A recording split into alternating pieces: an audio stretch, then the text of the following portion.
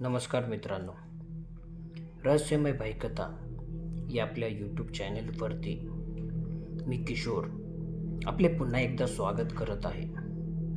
मित्रांनो, करणी या मागील आपल्या व्हिडिओला तुम्ही दिलेल्या प्रतिसादाबद्दल मी तुमचे खूप खूप आभार करतो. आज मी तुमच्यासाठी अशीच एक रहस्यमय भाईकथा घेऊन आलो आहे, ज्यामध्ये रात्रीच्या वेळी काम करणाऱ्या एका मुलासोबत एक अशी घटना घडली ज्यामुळे त्याचे पूर्ण आयुष्यच बदलून गेले. चला तर मग आजच्या आपल्या या कथेला आपण सुरुवात करू.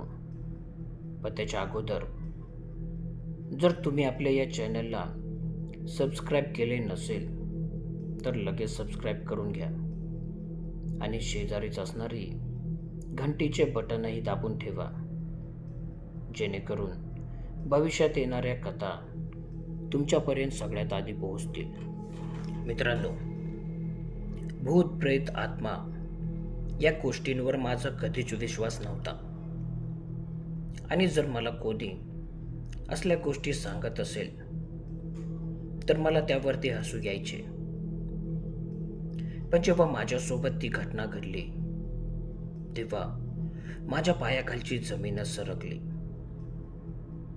आणि माझ्यासाठी एक आयुष्यभराची भयानक आठवण बनून गेली.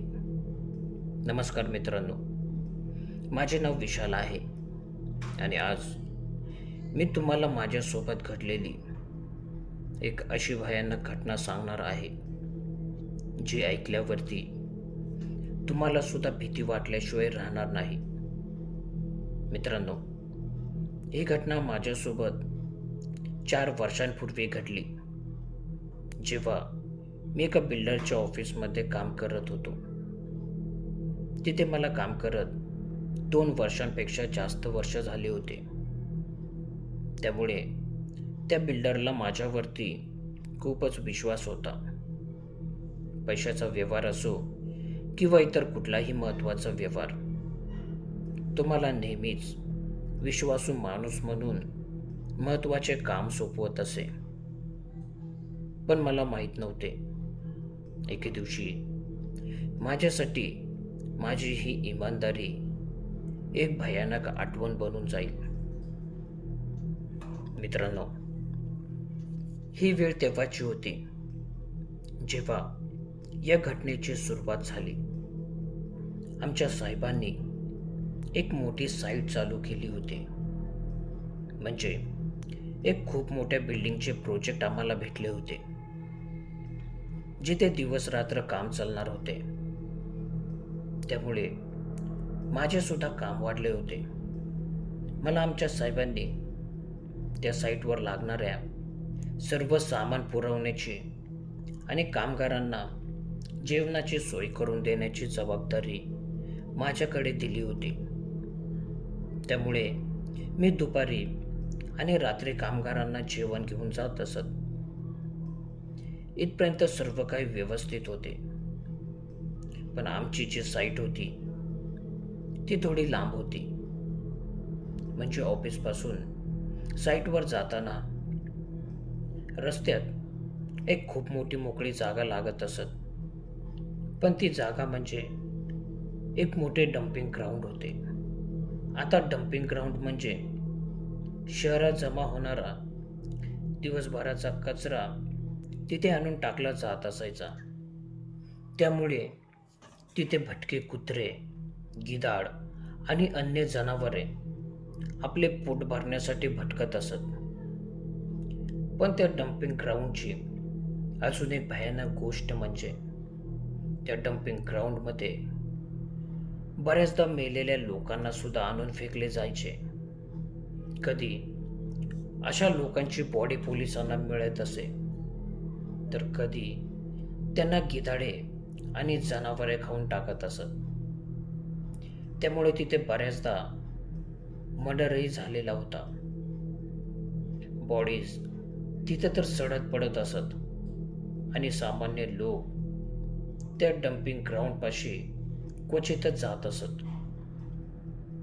पण मला साईटवर जाताना ते डम्पिंग ग्राउंड रस्त्यातच लागत असल्यामुळे मला नाईलाजाने त्या डम्पिंग ग्राउंडच्या समोरूनच जावे लागत असत. ते पण दिवसातून 4 वेळेस आणि कधीकधी त्यापेक्षाही जास्त. आता ही साईट चालू होऊन 1 महिना झाला होता आणि त्या दिवशी मी सकाळपासूनच साईटवरती होतो आणि आता रात्रीचे जवळपास 8 वाजले होते. सकाळी आलेले कामगार कधीच घरी निघून गेले होते आणि रात्रीचे कामगार कामावरती येऊन रुजू झाले होते.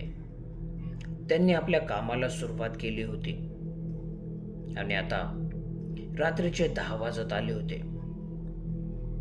सुपरवायझर सरांनी मला कामगारांसाठी जेवण विचारले असता तेव्हा माझ्या लक्षात आले की आज मी जेवण तर आणलेच नाही. खरं तर रात्रीच्या 10 वाजता 20 लोकांचे जेवण मिळणे आता थोडे अवघडच होते.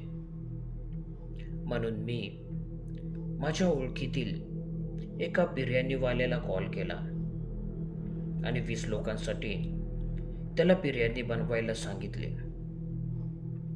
नशिबाने त्या दुकानदाराकडे सर्व सामान उपलब्ध असल्यामुळे बिर्याणी बनवून देण्यासाठी तो तयार झाला होता आणि त्याने मला एका तासात दुकानावरती बोलवले. आता 1 तास झाल्यावरती मी त्या बिर्याणीवाल्याला फोन करून बिर्याणीबद्दल विचारले. तेव्हा त्याने मला सांगितले की बिर्याणीसाठी अजून अर्धा तास लागेल. तुम्ही तिकडून निघा, म्हणजे बिर्याणी तयार होईपर्यंत तुम्ही पोहोचून जाताल. मी सुपरवायझरला सांगून बिर्याणी आणण्यासाठी माझ्या गाडीवरती निघालो आणि काही वेळ गाडी चालवल्यावरती मी त्या डम्पिंग ग्राउंडपाशी पोहोचलो. त्या डम्पिंग ग्राउंड समोरून जात असताना मला आज थोडे विचित्र वाटत होते, कारण रोज डम्पिंग ग्राउंडपाशी खूप सारे कुत्रे असायचे, पण आज इथे एकही कुत्रा नव्हता.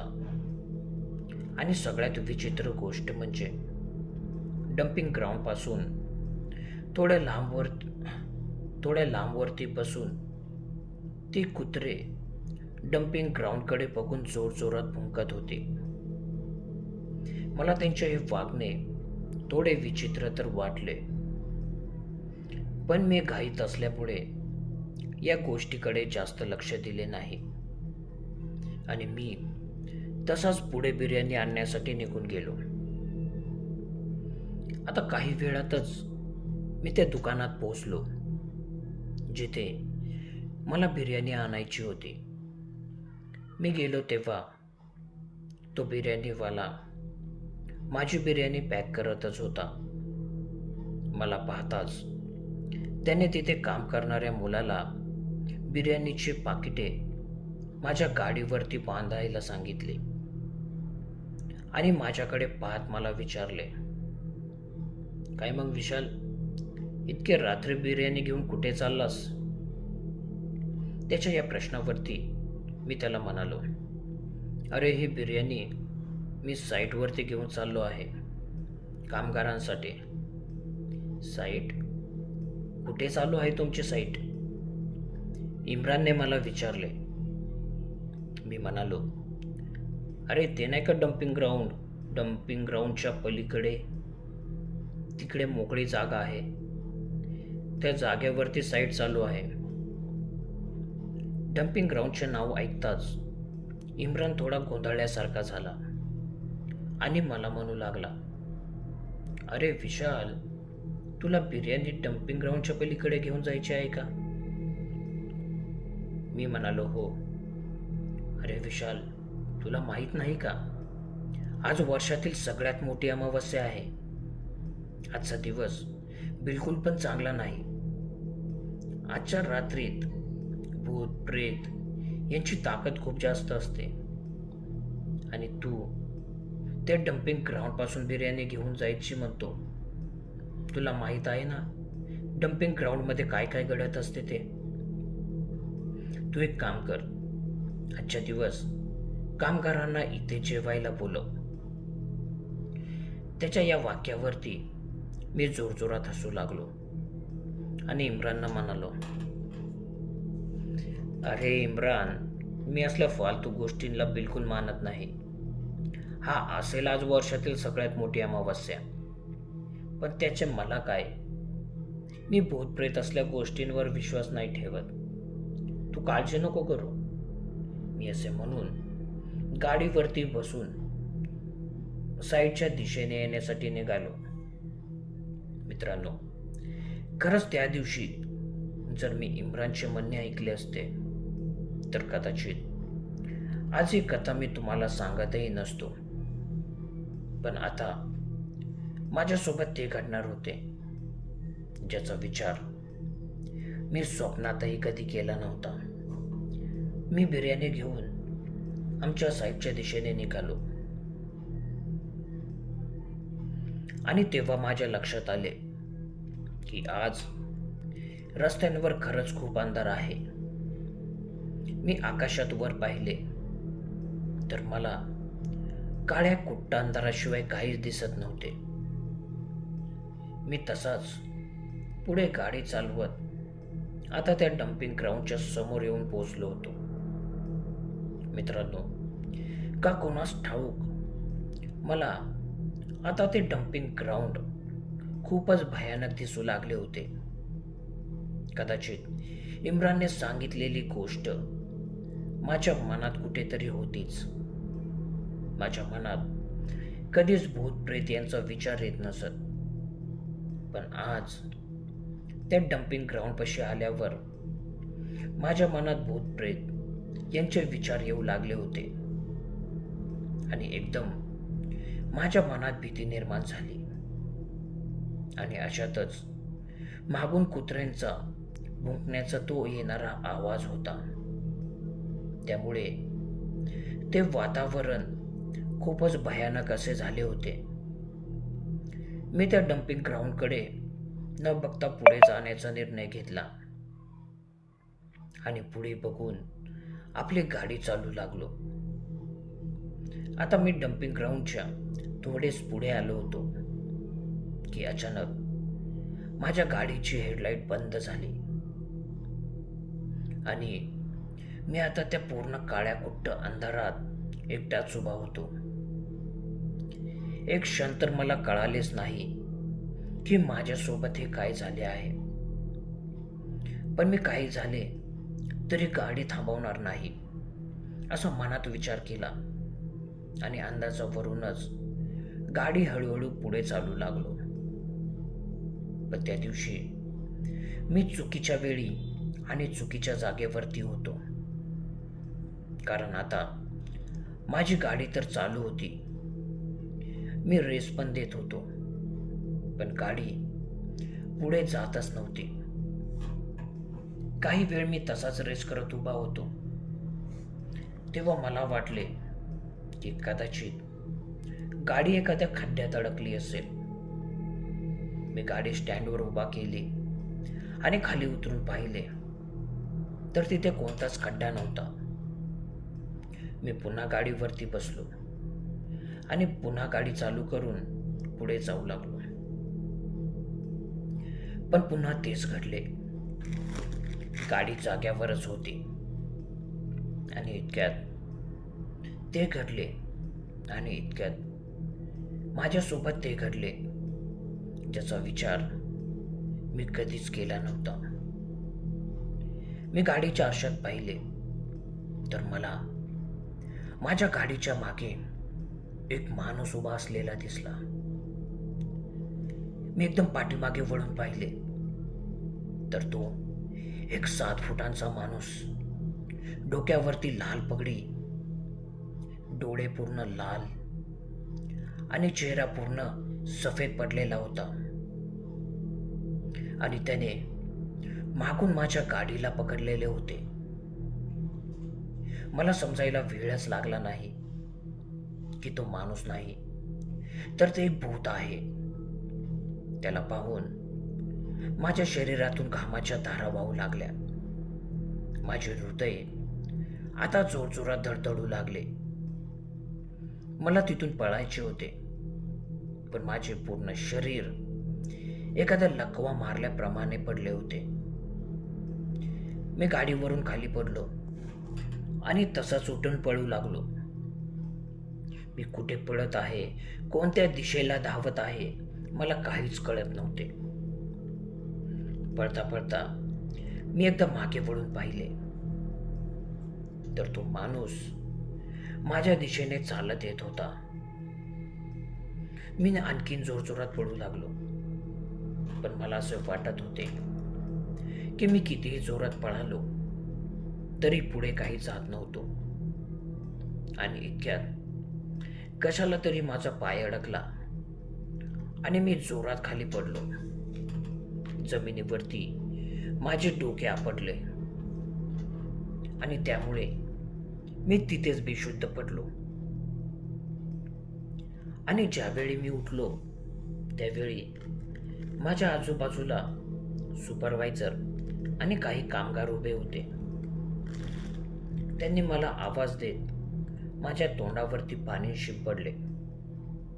मला उचलून त्यांनी एका गाडीत बसवले. माझी पडलेली गाडीही त्यांनी उचलली आणि तिथेच असलेले बिर्याणीचे पातेलेही घेतले आणि आम्ही सगळे साईटच्या दिशेने निघालो. साईटवरती पोहोचल्यावर मी त्यांना घडलेली सर्व घटना सांगितली, पण कोणीही माझ्या बोलण्यावरती विश्वास ठेवत नव्हता. त्यांना असे वाटत होते की मला कसला तरी भात झालेला असावा, पण खरे काय घडले आहे हे फक्त मलाच माहिती होते.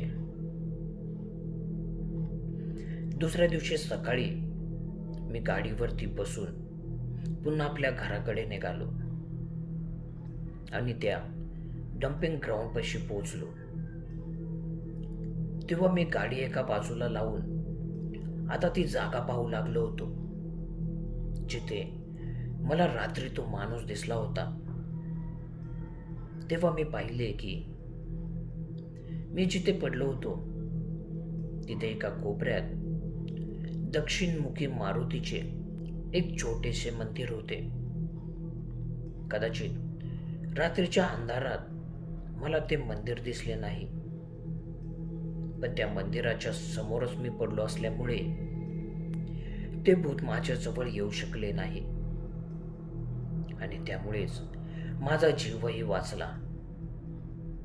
मी मारुतीच्या पाया पडलो आणि पुन्हा गाडी सुरू करून माझ्या घराकडे निघालो. आणि त्या दिवशी मी शेवटचं त्या डम्पिंग ग्राउंडला पाहिले, कारण मी पुन्हा कधीही त्या डम्पिंग ग्राउंडपाशी गेलोच नाही. मी आमच्या साहेबांना भेटून घडलेली पूर्ण घटना सांगितली आणि रात्रीच्या वेळी मी त्या दिशेला पुन्हा कधीही जाणार नाही हे पण सांगितले. त्या साहेबांनी माझी परिस्थिती समजली आणि मला पुन्हा कधीही रात्रीच्या वेळी त्या साईटवर पाठवलेच नाही. पण ही घटना मला आयुष्यभरासाठी एक भयानक आठवण देऊन गेला. मित्रांनो, तुम्हाला ही कथा कशी वाटली मला कमेंट करून नक्कीच सांगा. भेटूया अशाच एका नवीन कथेसह. तोपर्यंत स्वतःची काळजी घ्या. धन्यवाद.